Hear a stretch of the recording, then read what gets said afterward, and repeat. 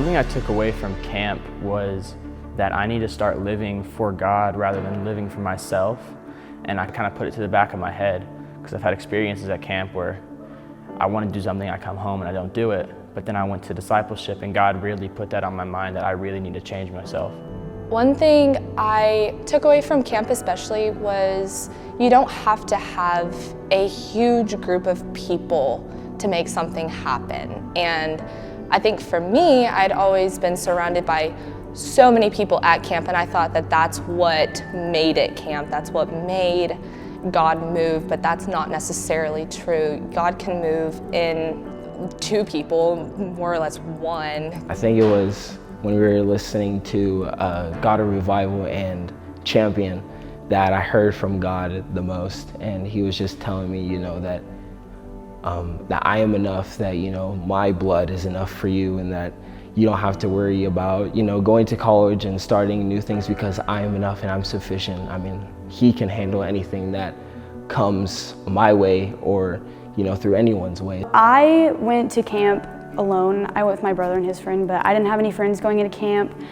And I just put my faith in God, and I came back with a lot of good friends, and now I feel like I'm closer with the youth, and so it feels really good. I didn't know a lot of people, so going there I was super nervous about going, but once I got there, everyone made me feel super welcomed and just feel like I'm a part of the group, so.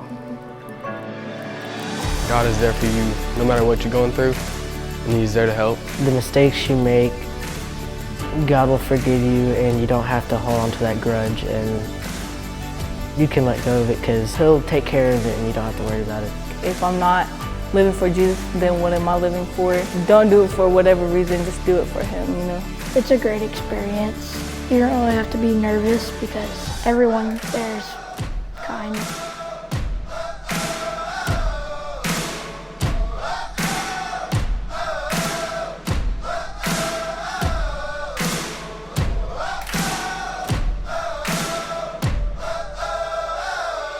My parents got divorced and I had a lot of things going on, and just having him come down and speak to me, especially the last night of camp, was amazing. The last day we were in worship and my friend broke down on his knees crying. I just broke down in tears, and it really touched me. And that's like the first time I've ever felt him actually talk to me. So God is always enough. God really is here, he really is speaking. You're not going to lose anything, you'll just gain everything.